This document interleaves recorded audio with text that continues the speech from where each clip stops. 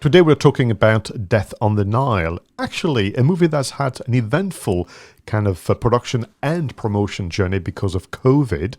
We're going to start actually by watching the original trailer from 2020.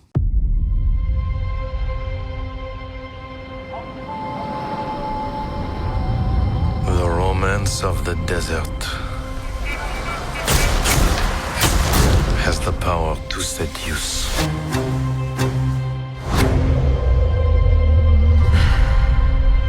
I ask you,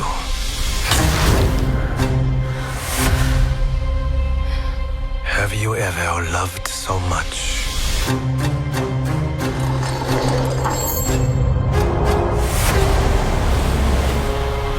Been so possessed by jealousy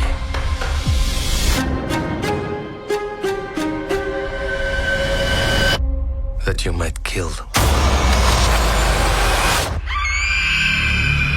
You had something to hide. The crime is murder. Should have hidden it, shouldn't you? The murderer is one of you. I don't feel safe here.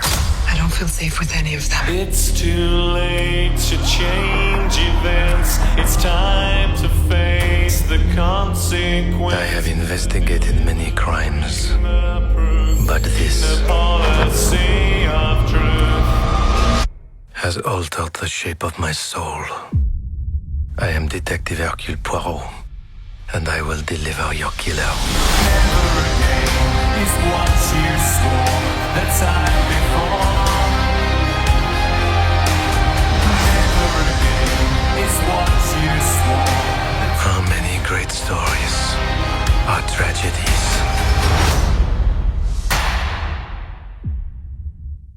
Wow. Well, I saw this movie a week ago, Roger. Yeah, And- same here. Oh, really? And Yeah. what an experience. We'll go into the details in a moment, but just very quickly, stunning, loved all the characters. They did a superb job.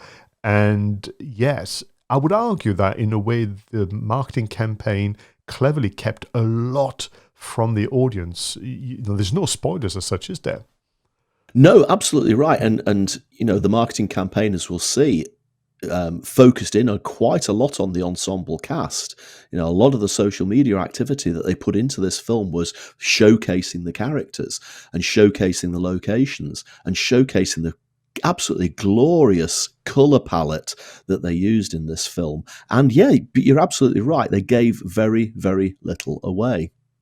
What must be frustrating for filmmakers is to be in a situation where you work very, very hard to build on the success of the Murder on the Orient Express. You have aspiration to release the movie late 2019, early 2020, and then it keeps being pushed and pushed. I mean, very much like No Time to Die.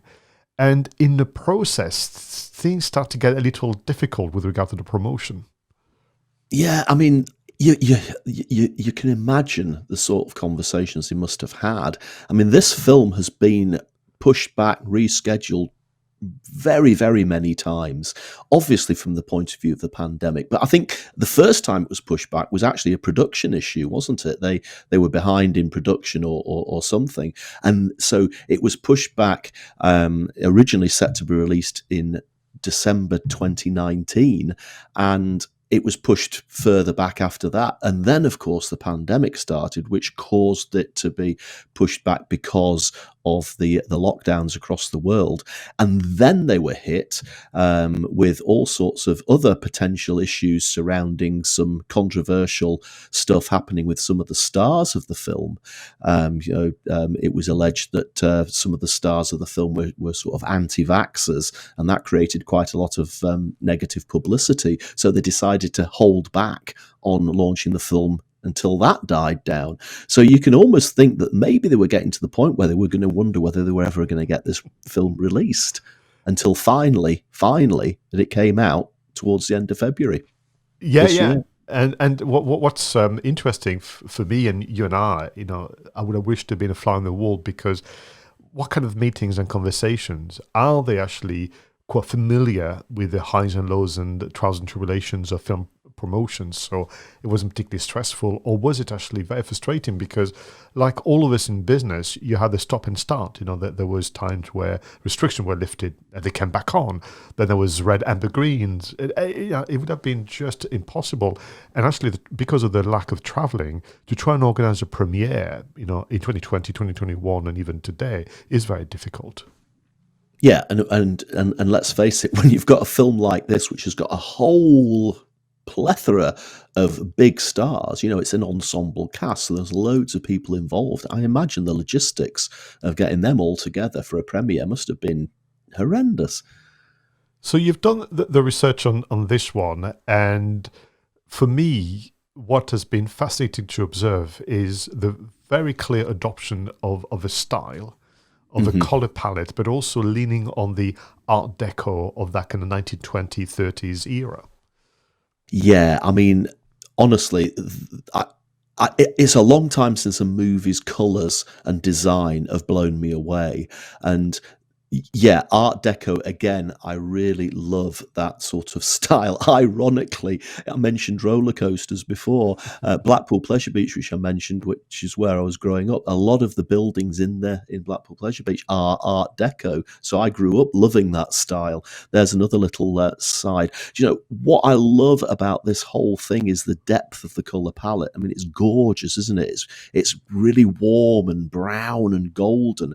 But even the logo of Death on the Nile, the actual typeface, is utter genius in the way that they've simply dropped the crossbar from the A so that, of course, it looks like a pyramid. I mean, it's delightfully, ridiculously simple, but immediately it's about Egypt.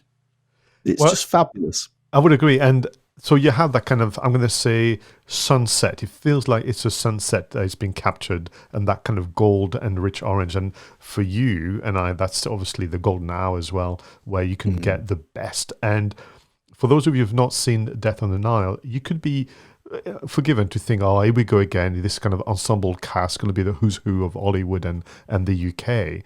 I will remind you that that's exactly how films used to be made, including the original one from 1978 with Peter Ustinov. And that is not a distraction. I will say credit to Kenneth Branagh. He gets such quality performance from everybody, including the one that had a few eyebrows being raised, Russell Brand. Yeah, absolutely. And the original tweet that went out to start the campaign was so long ago now, the 1st of October 2019. That tweet that went out is simply a photograph, is a graphic with the Death on the Nile logo at the top, and then in a pyramid shape with Hercule Poirot, Kenneth Branagh at the top, and then underneath a growing number of stars to create that pyramid shape. Immediately tells you it's an ensemble cast, immediately gives you that variety of actors and actresses from across the world, the variety, the diversity, and it's an absolutely gorgeous graphic. Even from the very first tweet, you knew the quality of what you were going to get here. Then pretty much at the same time, we revealed the teaser poster with still the date of October 2020. I mean, my heart just goes to them. So they have repeated this gorgeous title using those fine line from the Art Deco. You've got the list of the actors in the smoke of that Karnak kind of ship, but nothing is given away. I was even being a bit nerdy, I must confess, and was zooming into the poster, Roger, to see there was any little hints as we've seen in other films. I was thinking, I wonder if the smoke coming out of the steamboat is shaped like a skull, but of course that would be a bit too cheesy for something as classy as Death on the Nile. Or maybe you were zooming in on the photograph of the cabins to see whether you could spot somebody with a knife in their hand or something like that. No, so it feels to me that there was two campaigns. There was the first attempt at releasing the movie, then they had to backtrack, and then they had a second attempt. I think they gained, obviously, from there in terms of the execution on social media, but that meant that they had to cut a second trailer. Yeah, they had to cut a second trailer. Effectively, there was a year between the two campaigns, effectively, wasn't there? And I guess that even though the film was pushed back a few times, there was this period of time where there was a whole year and there was a bit of controversy. So Armie Hammer, who was one of the stars of the film, got mixed up with accusations of cannibalism and sexual abuse. I don't want to go into the details of that. I don't think it's really appropriate for the content of the show. But of course, it creates a backlash, doesn't it? And it puts a negative spotlight, unfortunately, on the production. On top of that, Gal Gadot, who is one of the stars of the film, appeared in a video early in the lockdown, which didn't go down very well at all. They did a version of John Lennon's Imagine, but I think the tone was a bit off, and that created a lot of controversy as well. And then there were reports that Wright and Russell Brand were ardent anti-vaxxers, and that created a load of controversy as well. And so I think the marketing guys just thought, do you know what, we are going to keep quiet until all of this dies down, and then once we have a firm date, we're going to effectively reboot the campaign, and that's when we get that second trailer. And effectively, the second campaign didn't start until December 2021. One thing I did want to just quickly mention was that as part of the first campaign, once they delayed the film beyond the original launch date, which was, as you said, in October, that pushed it into November, for obviously, and they tied into the Movember. Do you know that hashtag Movember thing? I do indeed, yes. Where men are encouraged to grow moustaches. Well, nobody could grow a moustache as incredibly big and fluffy as Hercule Poirot's moustache in a month, but I thought the tie-in there, and again on social media, was absolutely gorgeous. So what did you think of the second trailer? I didn't like it as much as the first one, Roger. And I've been wondering, I've been asking myself, why is that? And I think because I thought to hear the voice of Hercule Poirot as a narrator in the first one was so enthralling and took me back to the time that this is meant to be, the 1930s, but also took me back into my whole life, like everybody else around the world. I've loved the character of Hercule Poirot, no matter the actors. And suddenly it felt like he was absent from the whole thing. And artificially, I think he gave more prominence to the music track. Is it Depeche Mode? I mean, you're the music connoisseur of the show here. But so suddenly the music track that was actually thought was very clever became just the one thing I could hear across the trailer. Yeah, I want to pick up on the music a little bit later, but maybe we'll carry on through the campaign. Obviously, after the second trailer, it was then that they followed with a absolutely gorgeous selection of individual character posters, which they put out again across social media. I think the social media focus for this campaign is notable, isn't it? They really did make a big deal of their Twitter account. Obviously, at .n movie, DOTN movie, Death on the Nile movie, was their Twitter handle, but they really did push everything out through Twitter. And these character posters, or they almost look like character cards, again have that beautiful color palette, the costumes, the atmosphere, images of the boat in the background. Absolutely. You could actually imagine that you could collect a series of almost like playing cards based upon these. They're absolutely gorgeous. I think your reference to playing cards is probably right, because 1930s people would be collecting baseball cards and all the form of hero cards. For me, back to what you were saying, I loved across the whole social media the use of depth. I mean, this is one style, but they explore so many different styles where with text and characters and backdrop, you had a sense of three dimensions there. It reminded me of the front cover of a book, which I think makes sense. Bear in mind that this is an adaptation of Agatha Christie's book. I felt I would pick this up on the shelf.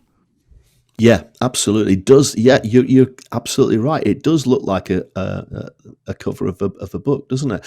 And another thing they did, which I've not come across before, although I'm sure it does happen, is the posters for the individual cinema chains. Now, the Regal cinema chain got their own ensemble cast poster. Again, a full cast poster with images of all of the characters. And again, it's absolutely gorgeous. And, I'm sitting here looking at it and thinking 1, 2, 3, 4, 5, 6, 7, 8, 9, 10, 11, 12, 13 characters appearing in this poster. And of course, you've got the pyramids and the Sphinx in the background, which arguably is a character of its own, isn't it? The setting, Egypt, is a character. It's just that beautiful backdrop.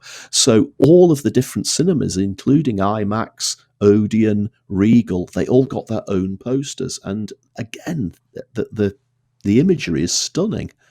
I think that's a very important point, because I would have given, including streaming services, so Hulu and Disney Plus, they had their own artwork. It would give their own kind of internal marketing teams the desire to promote it, because it's not just the same artwork as everybody else and plonk your logo here.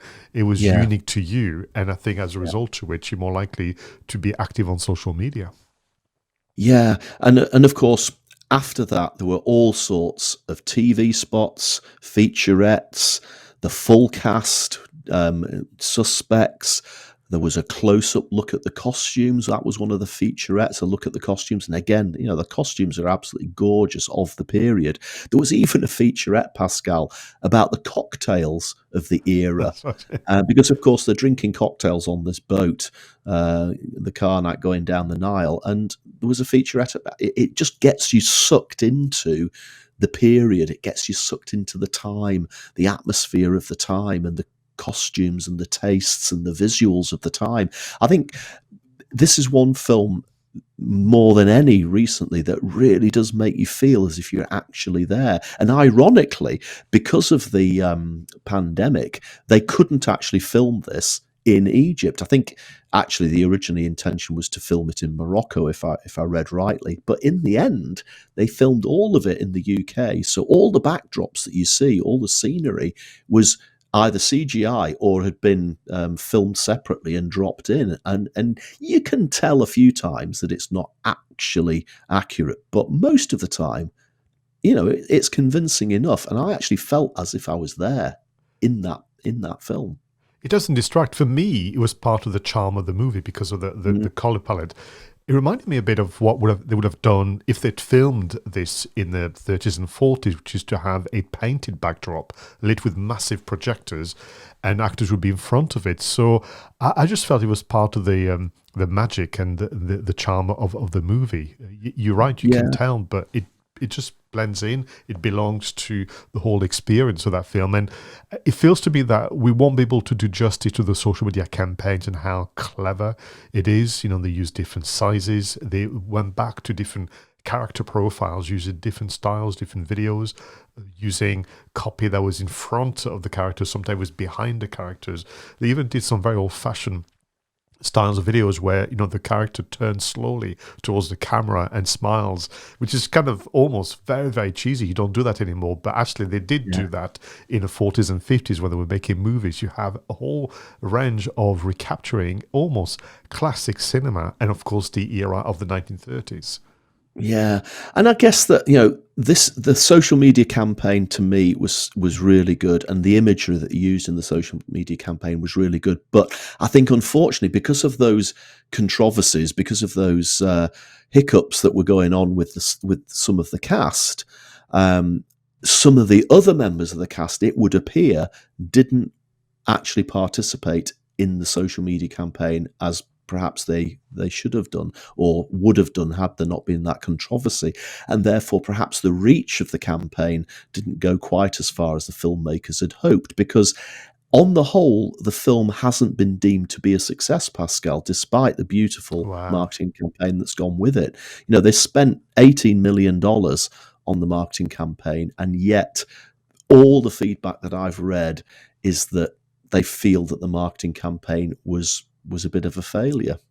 It's a shame. One thing I'm remembering as I'm listening to you is in this particular episode, because we had a Murder on the Orient Express a few years prior, is how we explore the character of the Hercule Poirot and how we explore essentially his inner demons. And there's a chapter at the very beginning, filmed in black Yeah. and white, which I think kind of interesting because I wonder whether that was the inspiration to do Belfast in black and white as well, where we see Hercule Poirot as a soldier during the First World War, everything that comes with it, and how that led to his slightly obsessive behavior, but also his keen kind of detective mind.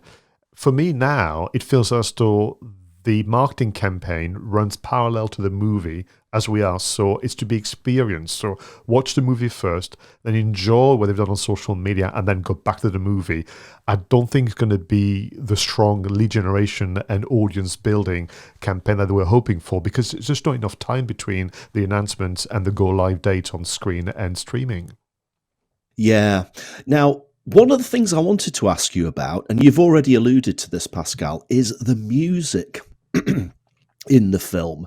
Now, ironically, just before I started doing the notes to this film, to this episode, we were watching the Netflix series Bridgerton. I don't know whether you've come across that, which again is set in Regency, UK. So we're talking 1600s, that sort of thing. And there was this scene in a ballroom, and they're all dancing. They've all got the costumes. It's as gorgeous as Death on the Nile. And all of a sudden, this little orchestra in the background, which are, of course, playing violins, harps, and harpsichords, start playing a Madonna song. It was Material Girl. And it just felt, oh my goodness, I'm thinking, this is set in the 1600s, and here's Material Girl by Madonna coming on, albeit played by contemporary for the time instruments. So obviously it didn't have the disco beat and all of that sort of thing. And throughout Bridgerton, I started noticing modern songs played in the style of the time. There was a Jessie J song as well called Wrecking Ball, which I noticed. Now they've done this in Death on the Nile. In fact, if you go back to the other film, Murder on the Orient Express, there was a track by a group called Imagine Dragons called Believer, which was heavily played during Death on the Nile, and in Murder on the Orient Express, and in Death on the Nile, as you've said, Depeche Mode synthesized a heavy 1990 single, Policy of Truth, was used extensively throughout. Now, on the one hand, you think, well, that's a bit stupid, isn't it? They're using music which was anachronistic. But then on the other side of the coin, was that a subtle way of getting a younger audience to watch a film which maybe a younger audience might looked at the character cards and thought, this is an older person's film. I'm not going to watch this. But they then watch the trailer, hear Depeche Mode in the background, and think, oh, actually, I might give that a go. What do you think? It's an interesting one. I don't find it offensive in the trailer, although, like I said, I prefer the first one where there's that. It's more about Hercule Poirot than the song, because I'm sure, like the filmmakers, you couldn't believe your luck when you listen to the words from that song. It matches perfectly. I would be very unhappy if it had been part of the film experience. The way you describe Bridgerton, I think that's just a heavy-handed direction in my view, but then what do I know? My surprise from a marketing point of view is that they didn't use actually the amazing songs from Sister Rosetta Tharpe that we hear in the movie, played by, obviously, the character of Salome Otterburn. I mean, the godmother of R&B and electric blues. I mean, those songs and the way they are, kind of performed with the electric guitar and the singing and the dancing and so on, it's part of the experience of the movie and capture the era so well. And I'm certainly at a loss to understand why they wouldn't even do some short clips on social media or even introduce it as part of the marketing. It was almost as they wanted to keep it a secret so that people would be just surprised, delighted to hear the song obviously performed so well.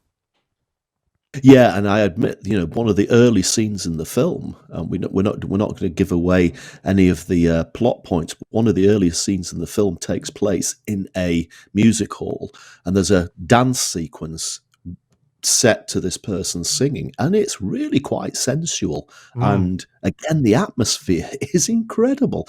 So yeah, I like you. I think they could have made more of that in the marketing. Talking of what they could have made more of, I mean, it's easy for you and I to, in a comfort of our kind of, podcasting chairs to be critical, but I'm thinking, one again, it could be time issue, but they did a great job on occasion sharing fan art. I saw that on social media.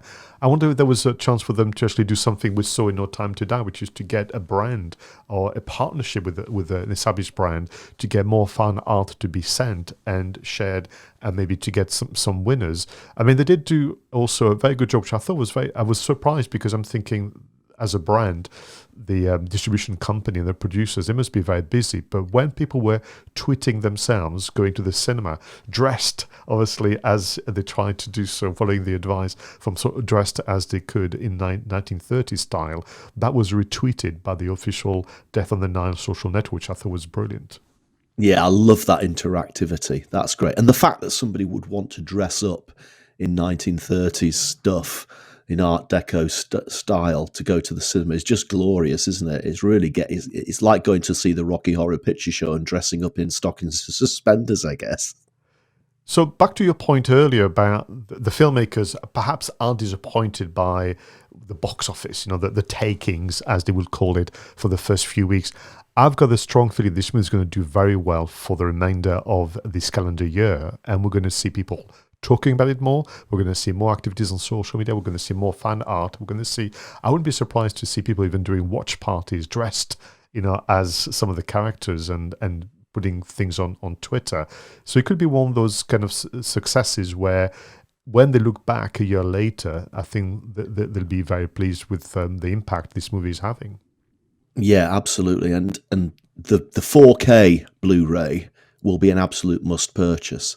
I mean, to see this in that crystal clear quality will be something I will be buying straight away. It's a movie that I could happily watch once a year, like many others. It feels that kind of movie. And even if you know the end, I mean, because I remember the storyline from the 1978 version with Peter Ustinov, I kind of knew the story and I knew who was guilty, but I didn't spoil it at all, because once again, what you see on screen is filmed in such an impeccable way, and the storyline is delivered in such a wonderful way that, once a year, it's definitely on my list. No, I absolutely agree with you. It doesn't ruin the film for you that you know who the perpetrator is. And I was going to tell a story there, but if I tell the story, I'll give away who the perpetrator is, so I won't tell that story. But we'll talk about that offline in the green room, Pascal. We will. I came across a lovely article, just to wrap up on this great marketing review. Thank you for doing the research, Roger. I came across an article, someone who studied the film and says there are many triangular symbols across the movie to be picked up, so worth watching it the second time. Do you remember the scene when actually Hercule Poirot is in the jazz bar and he's ordered some food and is delivered those food into little dishes, and he organized them into a triangular shape? Do you remember that little scene? Yes, very clever. That's one of the many little kind of nods and hints at the pyramid throughout the film, so I'm going to watch it again now. Okay, everyone, this was episode 74 of Two Geeks and a Marketing Podcast. Thank you so much for listening and watching Roger and I going through the wonders of the world of marketing. Can I ask you to get in touch with us through SpeakPipe as well as the social networks? Leave your messages, make suggestions, make a contribution to the show. That would be just wonderful for us. Until the next one, go out there and make sure your marketing is done right. I was Pascal Fintoni, and he was Roger Edwards.